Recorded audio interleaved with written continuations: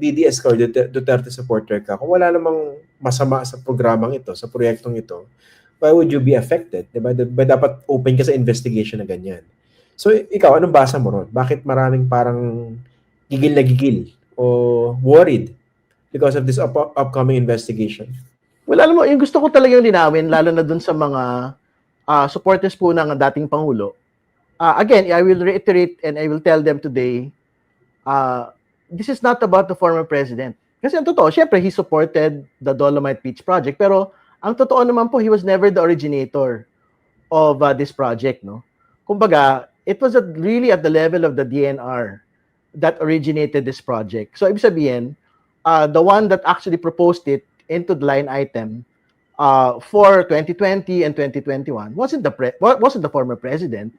It was basically just DNR official. So, sila ho yung talagang kailangan na, I guess, pagpaliwanagin po rito. If not, mapanagot kung meron talagang irregularity sa bagay po nito. Kasi syempre, ang gusto natin mangyari, hindi na dapat maulit yung ganito pong mga pagpopondo ng supposedly hindi naman pala dapat pinopondohan ng mga proyekto. Kasi again, we will go back to their actual excuse. Sabi nila, no, we have a Supreme Court continuing mandamus to rehabilitate Manila Bay. Pero ano yung nakalagay doon?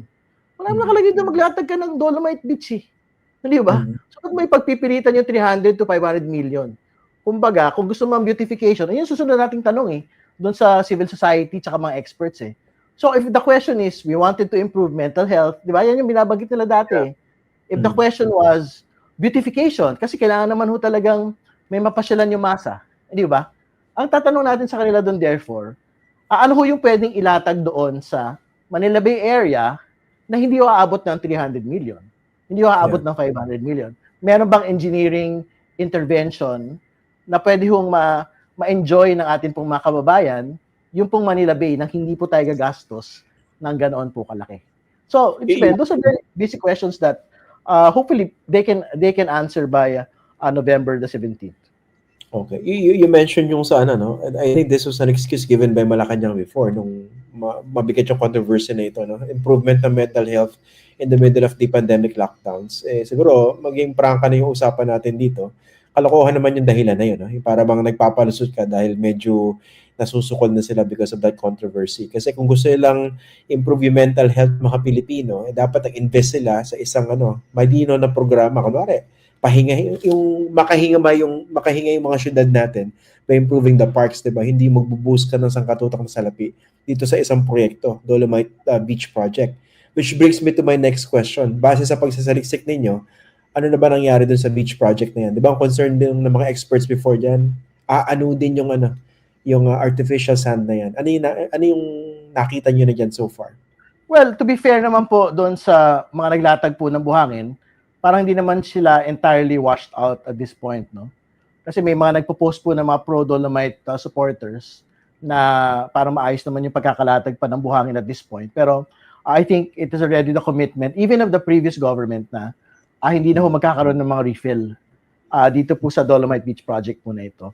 Kasi nga, syempre, pagka beach, it's technically called the Beach Nourishment Project, no? So, ibig sabihin, ultimately, dahil nga, because of science and because of, yun nga, na-wash away ho talaga yung mga sand, no, into the sea, there will always be a requirement to basically do a refill, no, para ho bumalik ka siya sa pristine conditions po ng original Dolomite project. Pero I think it is already the decision of government na pabayaan na nating maging ganun na po, no? Kumbaga, no more refills and we should be able to move on to other interventions for Manila Bay. How about yung cost of maintaining the Dolomite Beach Project? Mga magkano bang inaabot niyan? Well, we have to ask, actually. Hindi ko na alam kung sino na ho yung nag-amamando, no? Kung City of Manila po ba yan. Kasi, ang alam ko, meron po yung entrance saka exit na meron pong mga guards, no? So, we want to know who is actually maintaining it. Pero, tingin ko naman, minimal naman po yung costs to maintain it. Pero, again, yung massive po talaga doon yung original cost of the project, which is 300 million to 500 million in total, no? Siyempre, sasabihin po ng mga supporters po of the Dolomite Project ay, what are you talking about?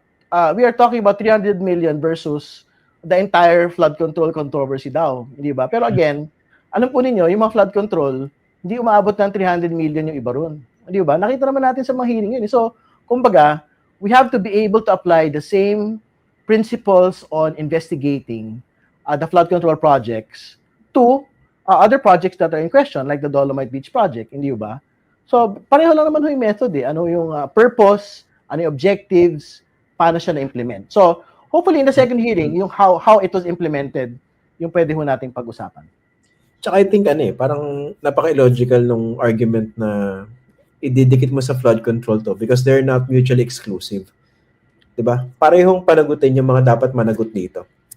Hindi, tama din. No? And more importantly, ang sabi nila, hindi daw naging business ng flood control. Actually, di ba, may inabot na, may second referral nung sa ICI. Yung pinanggalingan po ng second referral, yung results ng House investigation, Senate investigation, ICI investigation. Kaya may second referral na po for the entirety of those involved in Bulacan. No? So, hindi nila pwedeng sabihin na itinabi namin yung flood control to basically focus on the Dolomite Beach project. Kasi in the first place, nauna nga actually yung House resolution po ng Dolomite Beach, nauna yung mga bagyo ng July, bago ho pumutok yung flood control. Pero isinang tabi ho namin yon para ikasa po itong mga pag-imbestiga at pagsisiyasat sa flood control controversy. No? But more importantly, syempre hindi lang to Dolomite, hindi lang to flood control. In fact, may mga House resolutions pong maikinakasa in the last couple of weeks na ang pinag-usapan na nila, farm-to-market roads, yung mga super health centers, yung mga local government projects na I think mga same contractors po na notorious yung po naglalaro sa mga lugar po na yun. So, I think hindi dapat pagbanggain ito pong mga investigations na maikinakasa po ng Kongreso. Dito sa gagawin yung investigation, na obviously will be in aid of legislation, what kind of perhaps new pieces of legislation would you like to introduce or perhaps improvements on existing ones? Well, alam mo, similar doon sa, I think, magiging future policy and legislation on flood control, hindi na talaga pwede na nagkakaroon ng mga specific projects na hindi kasama sa mga master plan. Nito pong, for example, ng mga river basins, no, river areas, no, o kaya hindi naman pala siya at risk ng mga flooding areas, no. So, in similar vein, hindi po pwede magkaroon ng mga proyekto for Manila Bay rehabilitation katulad ng Dolomite Beach project that was never in the Manila Bay Sustainable Development Master Plan. So, kailangan na hong tuldukan talaga yun, whether at the level of executive policy or at the level of legislation. So, yan po yung mga isa sa mga talagang tinitingnan po natin.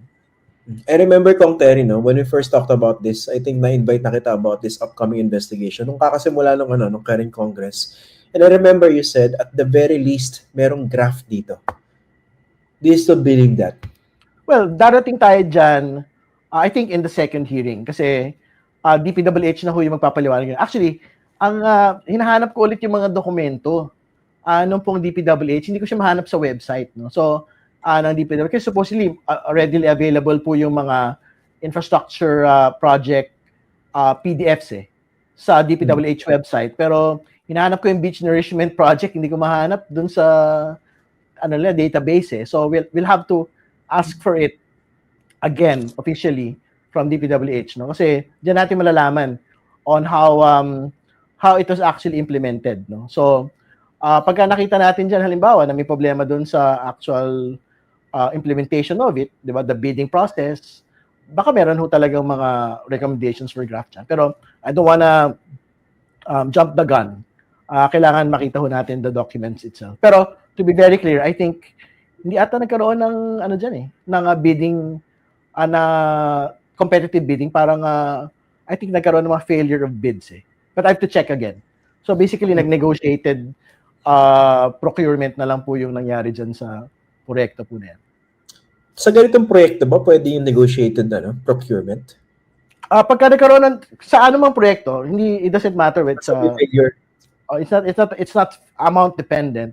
Pagka nagkaroon po ng 2 failed bids, pwede na pong mag-negotiated procurement. So, pag nagka-negotiated procurement, we will have to check kung did they actually grant discounts, di ba, to government? Kasi, yan yung isa sa mga first requirements kung nag-grant ba ng discounts to government. I think, I have to review lang the percentage kung gaano kalaki. Pero kailangan meron pong discount pagka-negotiated procurement. Pero syempre, sisilipin nyo rin kung merong kutsabahan o sabuatan doon sa bidding process para mag-fail, di ba? Well, ultimately, kasi syempre, we have the we have the wisdom of the ICI and all of the investigations, di ba? Yeah. On how bidding processes had actually been rigged, no? And to be very clear, this is a DPWH implemented project, even though it's a DNR originated project. So, ibig sabihin, quite certainly, how the DPWH was able to do it before, di ba? Previous to the situation that we have today na nagkakasilipan na, baka we have to see na kung nagkaroon ba talaga ng problema din dyan po sa implementation po ng project itself. Okay, maganda binanggit mo yung Kong Terry, no? Kasi ipeg na lang natin sa 300 million itong single project, no? Malaki siya. Of course, yung malaki rin naman syempre pinag-uusapan natin mga flood control projects. Pero ito for a single project, ang laki nito, no? Ano ba yung mga red flags na pwede nyong i-apply dito based on what you know now with the way the DPWH was implementing projects for flood control before? Diba? Yung rig bidding, etc., etc. Yung napapagkakitaan ito, laking proyekto nito eh. Well, syempre, kung ang pinag-usapan daw sa flood control, 20% to 25%, di ba? So, we can basically just do the math there. Di ba? Baka ganyan din yan. So, I don't wanna speculate because I will share it. No? Pero, kumbaga, we will go into the hearing with the benefit of the experience from the ICI investigations, the Senate Blue Ribbon hearing, and the Infrastructure Committee hearing. Kung sakasakali ba may mga masilip kayong mga irregularities dito, pwede nyo bang i-refer din ito sa ICI? I think pwede kaming mag-direct referral to Ombudsman. Pwede rin kami mag-refer na po to the ICI. Kasi anyway, it's a DPWH implemented project anyway. No? So, we will decide as soon as we get to that point po.